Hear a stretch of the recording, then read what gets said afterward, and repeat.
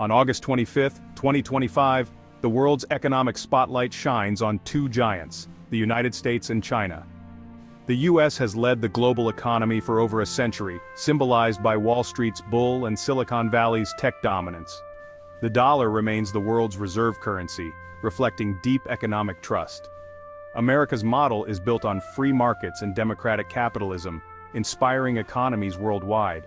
China, meanwhile, has risen from an agrarian society to a global powerhouse in just a few decades.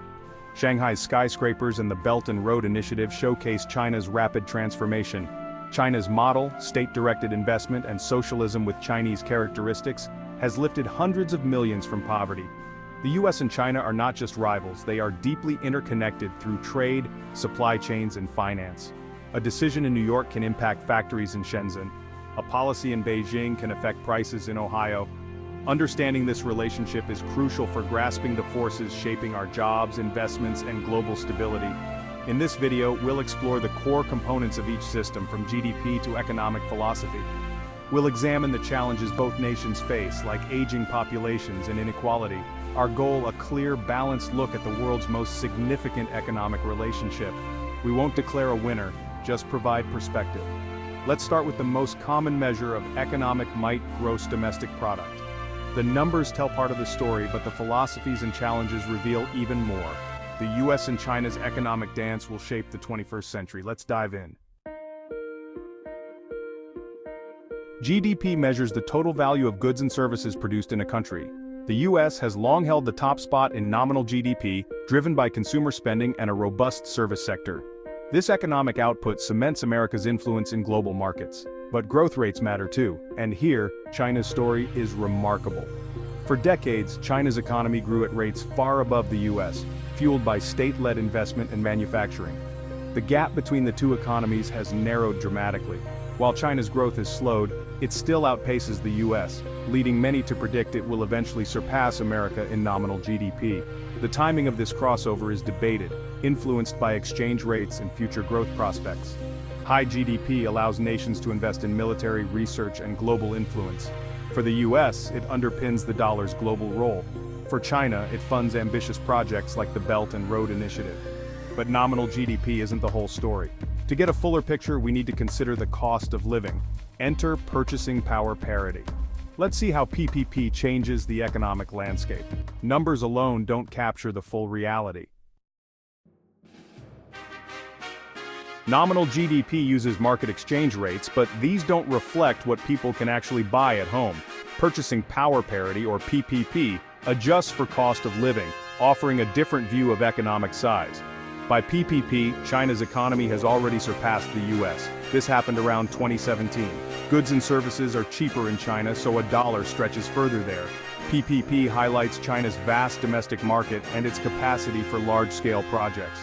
This explains China's ability to build cities, infrastructure, and support a large military at lower costs. Still, nominal GDP matters more for international finance and trade, since the dollar dominates global transactions. Both measures are important. PPP shows domestic strength, nominal GDP shows global clout. The US leads in financial influence, China leads in domestic production volume. Economic power isn't one-dimensional. Each measure tells a different story about global influence. Let's look at the philosophies behind these numbers. The models themselves matter. The US and China have fundamentally different economic models. The US relies on free market capitalism, private ownership, consumer choice, and limited government intervention. The government sets the rules but rarely picks winners or controls industries. Innovation thrives on competition and entrepreneurship. China practices state capitalism, a hybrid where the state directs key sectors and sets strategic goals. State-owned enterprises dominate banking, energy, and infrastructure, serving national policy. The state can mobilize resources for long-term projects like AI or renewable energy. But this model can stifle competition and create inefficiencies. Private firms in China often align with government priorities, blurring the line between public and private. The US model fosters dynamism but can lead to short-termism and inequality. China's model enables rapid development but risks misallocation and political uncertainty. These competing blueprints shape not just their economies but their global influence. The world is watching to see which model proves more resilient. The strengths and weaknesses of each are now on full display. Next, let's see how these models play out in manufacturing and trade. Made in China is a global hallmark. China became the world's manufacturing hub by leveraging its labor force and infrastructure. This fueled China's growth and integrated it deeply into global trade. The US runs a persistent trade deficit with China, sparking political friction and debates over jobs and fairness. Critics blame Chinese practices and lost American jobs. China argues its exports benefit US consumers and multinational firms. The trade relationship is complex. China is also a major market for US goods like soybeans and semiconductors.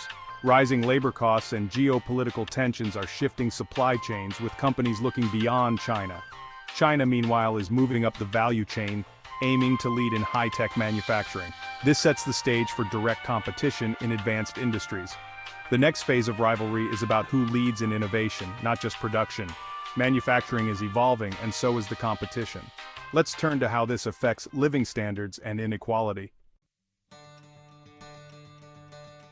The ultimate test of an economy is the well-being of its people. The US still enjoys higher GDP per capita and living standards, bigger homes, more cars, greater consumption. But China's progress is historic. Hundreds of millions lifted from poverty, rising life expectancy, and a booming middle class. Modern cities and digital innovation are now hallmarks of Chinese life. Both nations face rising inequality. In the US, wealth is increasingly concentrated at the top, fueling social and political tensions. Stagnant wages and high costs challenge the American dream. China's inequality stems from its rapid transition. Urban elites and coastal regions thrive, while rural and inland areas lag. The government's Common Prosperity push aims to address these gaps, but the challenge is immense. Inequality threatens social cohesion in both countries. Economic growth alone isn't enough. Distribution matters. Next, let's see how technology is shaping the rivalry. The future will be built on innovation. The race for technological leadership is now central to US-China competition. The US has long led in innovation, Silicon Valley, world-class universities, and a culture of entrepreneurship. China is catching up fast, investing heavily in AI, 5G, quantum computing, and electric vehicles. Chinese tech giants are now global players, and in some areas, China leads in adoption and deployment. Intellectual property is a flashpoint. US accuses China of IP theft and forced tech transfers. China counters that its progress comes from investment and homegrown talent, and it's strengthening its own IP laws. Both sides now have valuable IP to protect, but mistrust runs deep. The competition is about more than technology. It's about setting global standards and rules. The outcome will shape the future of innovation worldwide. Technology is the new battleground, but both face serious internal challenges. Let's examine what could slow each giant down. Neither nation's rise is guaranteed. Both face major headwinds. China's biggest challenge is demographics. An aging population and shrinking workforce threaten future growth.